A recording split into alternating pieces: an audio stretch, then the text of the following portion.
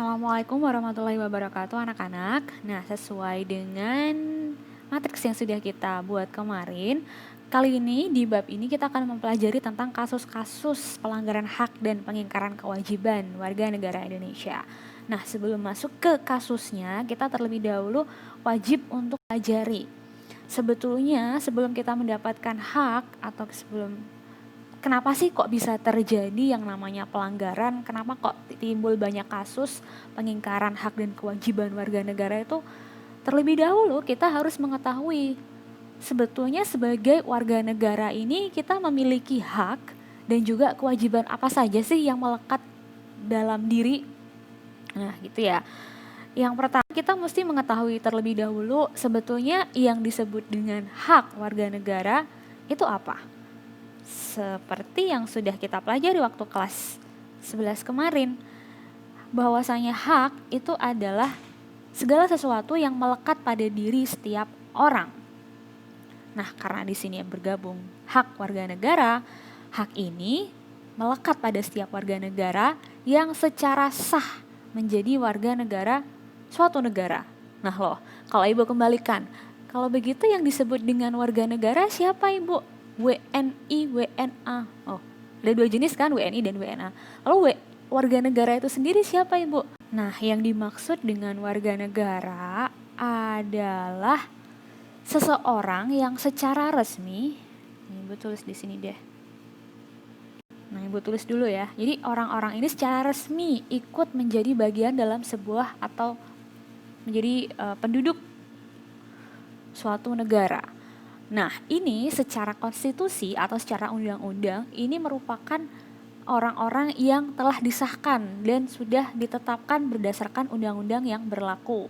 Kalau di negara kita berarti sudah tercatat pada sistem penduduk dan catatan sipil. Nah, salah satu buktinya apa Bu? Salah satunya dibuktikan dengan adanya KTP dong. Ya, jadi diakui oleh sistem kependudukan. Nah, di KTP ini saat kita mendaftar biasanya akan dibuktikan nanti kita dikasih NIK gitu. Nah, ini orang-orang yang memiliki atau yang terdaftar memiliki KTP ini apabila dia sudah menginjak usia 17 tahun ke atas. Kalau dalam sistem konstitusi kita atau peraturan negara Indonesia, kewarganegaraan ini diatur oleh Undang-Undang nomor 12 tahun 2006 tentang kewarganegaraan. Republik Warganegaraan Republik Indonesia. Nah, nanti bisa dibaca di sana. Di sana termuat siapa-siapa saja sih yang dianggap atau yang memiliki status sebagai warga negara Indonesia. Juga kalau WNA kemudian ingin menjadi WNI, bagaimana persyaratannya termuat di sana semua. Kita tidak ke arah sana karena nanti akan beda pembahasannya ya, karena fokusnya kita ingin mempelajari tentang apa saja sih hak-hak yang diperoleh dan juga kewajiban yang harus dilakukan oleh warga negara Indonesia. Nah, kalau tadi sudah haknya, sekarang kewajiban. Selalu ya, baik hak dan kewajiban ini memiliki hubungan asas kausalitas kewajiban, di mana kausalitas itu berarti hubungannya sebab akibat. Kausalitas. Setiap ada kewajiban, maka akan mendapatkan hak. Begitu pula dengan hak, pasti akan selalu diikuti dengan kewajiban. Nah, semua kewajibannya harus sesuai dengan perbuatan yang dilaksanakan tanggung jawab oleh warga negara. Karena kita hidup di Indonesia, maka kita juga wajib mengikuti konstitusi atau perundang-undangan yang berlaku di negara Indonesia. Ketika kita jadi warga negara Saudi, Bu, apa kita warga negara Saudi? Kita penduduk dari Saudi tapi belum tentu. Dan kita kalau mau jadi warga negara Saudi berarti harus mengikuti tata aturan dari pemerintahan Saudi. Nah ini Ibu nggak begitu paham sih kalau Saudi kayak gimana. Jadi seperti itu ya pengertian hak dan kewajiban. Untuk selanjutnya apa saja hak dan kewajiban berdasarkan Pancasila nih? Kita tahu berkali-kali diajarkan bahwa di Pancasila ini memiliki nilai-nilai di dalamnya. Ada nilai dasar, kemudian ada nilai instrumental, dan juga nilai praksis. Nah, di nilai dasar ini apa saja Bu? Nilai dasar itu sebetulnya lebih ke 5 sila anak-anak. Di 5 sila itu kan ada sila yang pertama tentang tentang ketuhanan di sila pertama, kemanusiaan di sila kedua, persatuan di sila ketiga, nilai kerakyatan di sila keempat, dan keadilan di sila kelima. Ini penjabarannya sebetulnya lebih ke pemahaman dari pemahaman dan pengamalan dari tiap-tiap sila. Bahwasanya kalau di sila pertama tentang ketuhanan berarti semua orang atau negara menjamin hak dari warga negaranya untuk bebas memeluk agama sesuai dengan kepercayaan dan menjalankan ibadah sesuai dengan keyakinan masing-masing. Ibu yakin semuanya sudah paham sebetulnya ini. Lalu yang kedua tentang kemanusiaan, bagaimana setiap orang ini memiliki dan bisa menempatkan hak dari setiap warga negara untuk memiliki kedudukan yang sama dalam hukum. Untuk sila yang kedua. Selanjutnya sila yang ketiga tentang persatuan. Nah, kita sebagai negara Indonesia, kita sudah paham betul bahwasanya kita beraneka ragam, Bhinneka Tunggal Ika. Nah, untuk tetap menjaga nilai-nilai persatuan ini supaya tetap masih ada negara kesatuan Republik Indonesia, maka setiap orang berhak untuk memiliki keragaman dan menjaga keragaman dari budaya masing-masing. Berhak untuk mengembangkan budaya daerah, adat istiadat setempat, itu hak-haknya ya.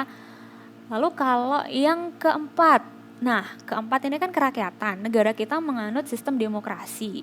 Jadi setiap orang itu berhak untuk berpartisipasi politik, menjalankan kebebasan berpendapat, berorganisasi. Nah, itu di sila keempat.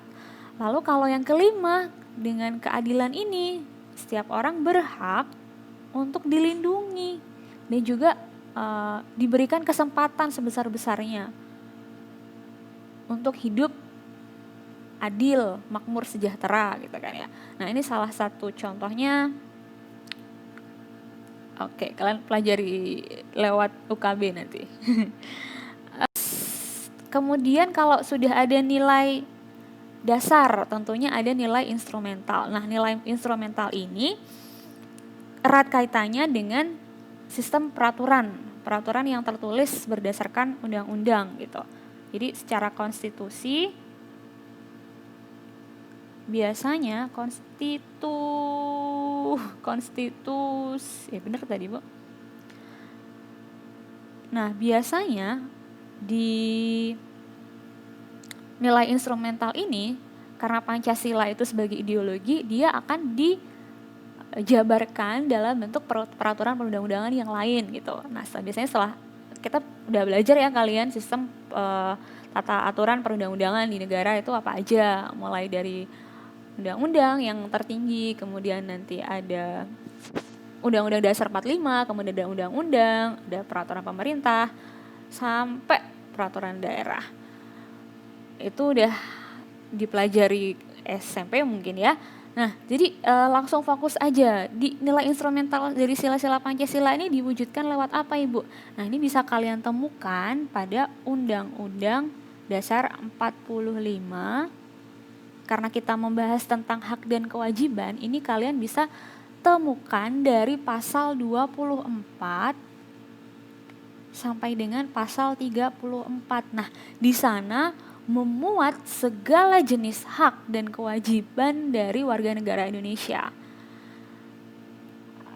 Kalau dijabarkan di sini waktunya lama, jadi silakan ada di buku paket, ada di buku catatan, mulai dari hak atas kewarganegaraan, itu ada di pasal 26, pasal 27 nanti tentang kesamaan kedudukan hukum, Lalu atas pekerjaan dan penghidupan yang layak itu ada di pasal 27. Bu, harus ngafalin. Si ibu tidak meminta kalian menghafal, tapi kalian setidaknya pernah membaca. Jadi sekurang-kurangnya ketika kalian tahu bahwasanya sebagai warga negara, ya kalian harus tahu juga dong, kalian punya hak-hak di sana yang dijamin oleh negara. Jadi jangan sampai kita nanti bahasanya dibelecoki atau kita bisa dipermainkan oleh hukum atau orang-orang yang sadar dan melek hukum karena kita enggan untuk membaca peraturan perundang-undangan yang berlaku. Nah, untuk kalian, Ibu sarankan sekurang-kurangnya membaca, ya. Oke, selanjutnya nilai praksis. Nah, nilai praksis ini adalah nilai-nilai yang tercermin dalam kehidupan sehari-hari. Itu sebetulnya dari asal kata praktis mungkin ya. Jadi yang tercermin dalam tindakan sehari-hari. Jadi lebih ke sikap kita. Kalau kita sudah mengetahui hak dan kewajibannya, lalu sikap apa sih yang harus kita tunjukkan untuk tetap menjaga hak dan kewajiban dari warga negara ini tetap terlaksana dengan sebaik-baiknya gitu kan. Nah, itu disesuaikan lagi dengan nilai-nilai di setiap sila. Ini pasti sudah paham juga bahwasanya kalau di sila pertama dengan ketuhanan tentunya kita wajib untuk saling menghormati dan juga tidak memaksakan hak. Ibu yakin udah sering diulang-ulangi lagi kan. Jadi tinggal diimplementasikan dalam kehidupan sehari-hari. Nah, kalau yang kedua tentang kemanusiaan yang adil dan beradab, berarti bagaimana kita tetap menjaga marwah dari kemanusiaan itu sendiri. Nah, dengan menghormati, menjunjung tinggi nilai kemanusiaan, tidak semena-mena ke orang lain. Lalu berani membela kebenaran, berani karena benar, takut karena salah, dan sebagainya. Untuk persatuan juga menempatkan persatuan itu di atas kepentingan pribadi. Nah, itu yang harus dicatat ya. Cinta tanah air dan bangsa. Bu, kalau kita di luar negeri berarti apakah kita nggak cinta sama tanah air? Nah, justru dengan kita menjadi diaspora, perwakilan di luar negeri, kita tunjukkan nilai-nilai dari negara kita, bangsa kita gitu. Bahwasanya ya kita harus bangga loh menjadi bangsa Indonesia. Seperti apa bentuknya, sebaik-baik tempat tuh emang rumah sendiri kok. Sampai sila yang kelima. Nah, seperti apa? Ibu yakin sudah diingatkan berulang-ulang kali, tinggal diterapkan dalam kehidupan sehari-hari. Oke? Kurang lebih ini dulu untuk pertemuan sesi kali ini. Ada pertanyaan silahkan tinggalkan di kolom komentar. Nilai praksis ini